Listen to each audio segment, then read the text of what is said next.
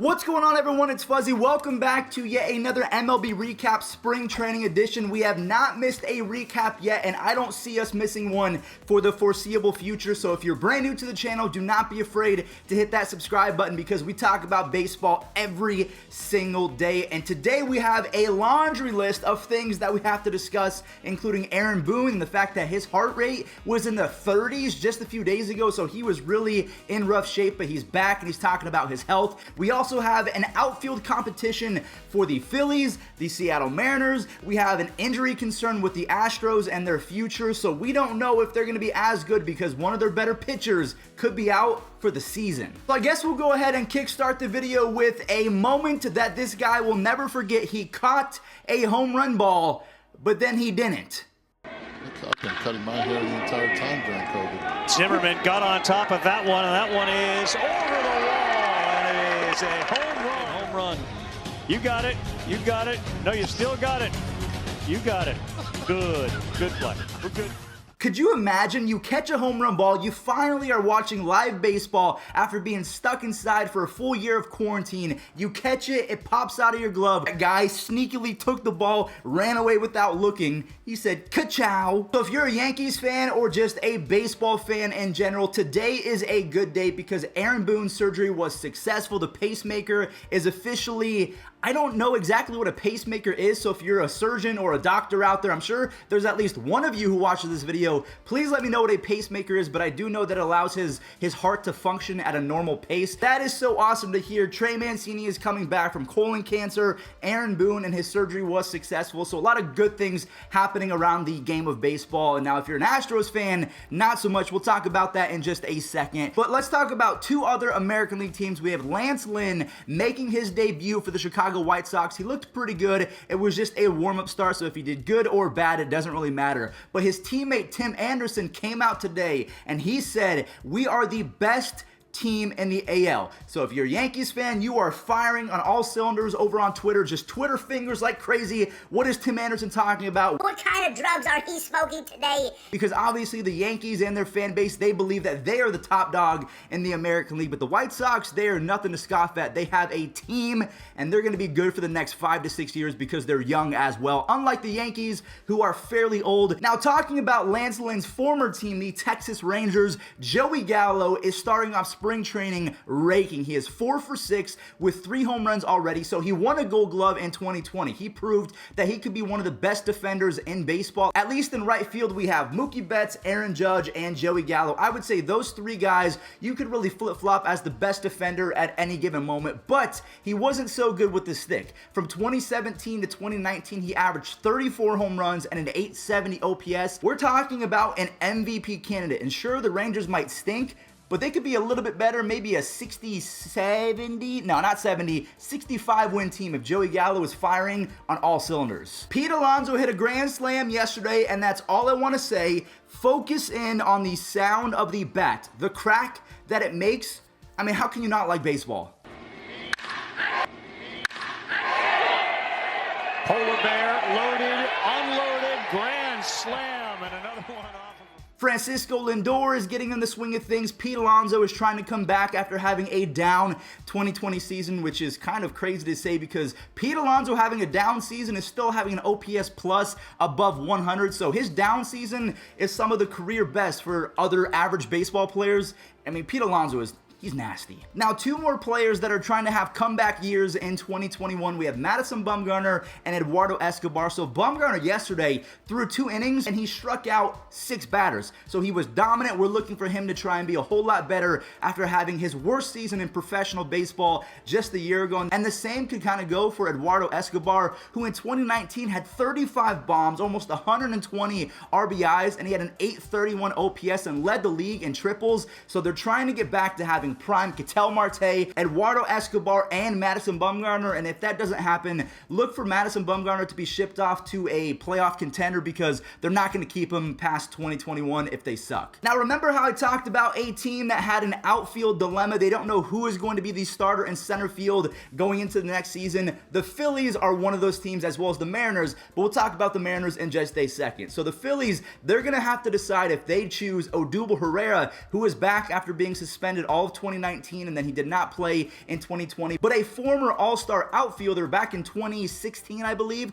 which is the same year that the Phillies drafted #1 overall pick Mickey Moniak. He's kind of been a bust in the minors, I'm not going to lie, but they can both play center field, and yesterday they both went yard. So considering Odubel's age and his past, maybe they give the advantage to Mickey Moniak because they chose him #1 overall. And you know that GMs do not like to look stupid, so if he can rake and if he can perform like he's supposed to as a #1 pick, the Phillies could be a whole lot better, a whole lot sooner, because everyone is thinking that they're going to be a 4th, a 5th place team. But if Alec Bohm, who hit a home run yesterday, a 3-run bomb, the Yankees got absolutely smashed yesterday. If Alec Bohm is the top dog, kind of like the next David Wright, the Phillies could be very much ahead of schedule. But the only thing is they play in a stacked division. They're going to have to improve that rotation if they want to make it to the World Series, because Vince Velasquez as your #2 or 3 starter with Nick Pivetta in there, that's not good enough. I'm sorry. So you've all waited long enough. Let's go ahead and talk about a scary situation out in the Astros camp. Framber Valdez, who broke out in 2020, and even more so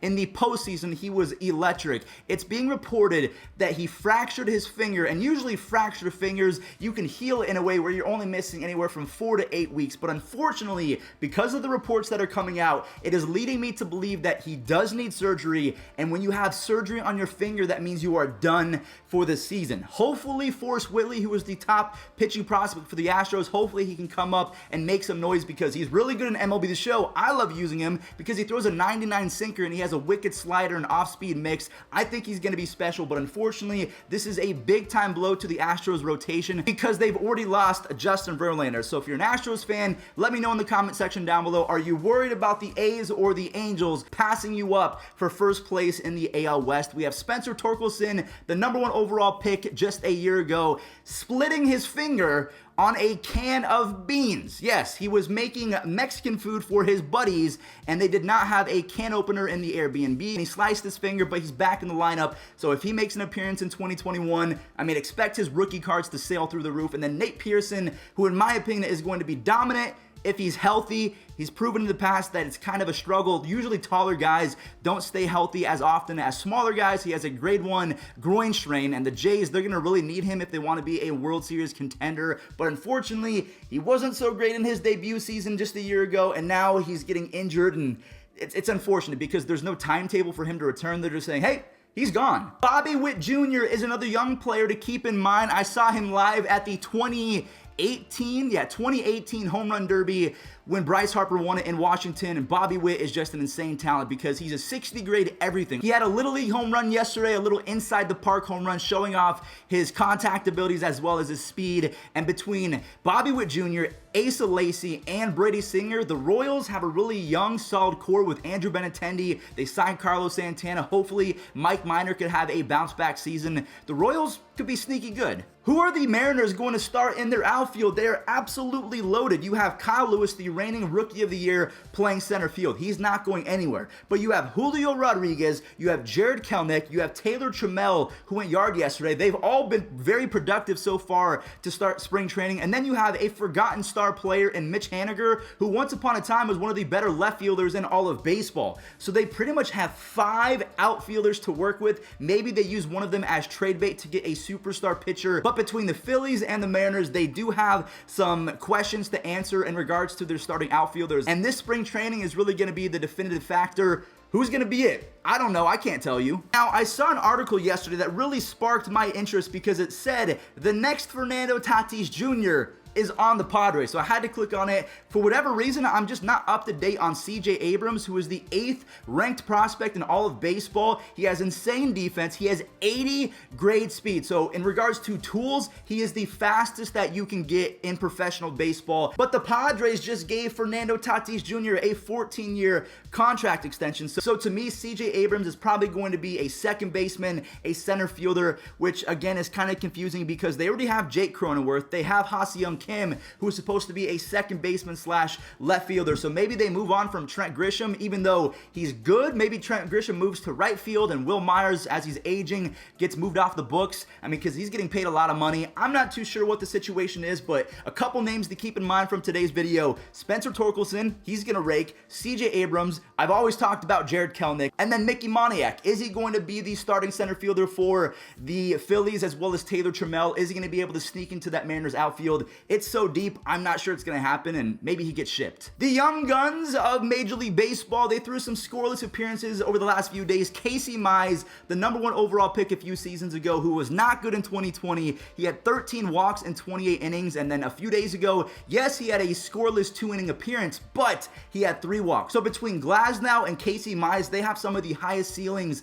as young prospects or young pitchers, but because of their lack of command, it's really hard to project their success going forward. But if they can maybe talk to Trevor Bauer and work on that command and find a way to throw more strikes, they're going to be nasty. Ian Anderson, who had a 1.95 ERA and 41 strikeouts in just 32 innings last year for the Braves in his rookie debut, plus a .96 ERA in the postseason. He's disgusting. Another scoreless inning. He is looking to be just a great addition to that Braves rotation. And then last but not least, Matthew Liberatore, who was traded for Randy Arozarena about a year and a half ago. He had a scoreless appearance as well. And the Cardinals, if they can call him up and if he can be just as nasty as he's projected to be, they're ahead of schedule, just like half the teams that we talked about today. A lot of young teams and cores that project pretty well going forward, and they can make some noise. I mean, the days of the Astros and the Dodgers and everyone else dominating baseball, they're still here, but the other bad teams, they're coming up pretty quick. All right, everyone, well, that does it for today's MLB recap. We're going to go ahead and end today's video with Fuzzy's favorite, kind of my favorite plays from the day. We have Ben Gamel making a pretty awesome catch in right field, and then Trace Thompson, the brother of Klay Thompson, hit an absolute no-doubter, 115 miles an hour off the bat. Enjoy, because, I mean, very rarely am I impressed by a home run. This was one of them. Next delivery, and there's a ball that is absolutely blasted out there into left field and gone. He's had a couple of home runs this spring. Just got one there.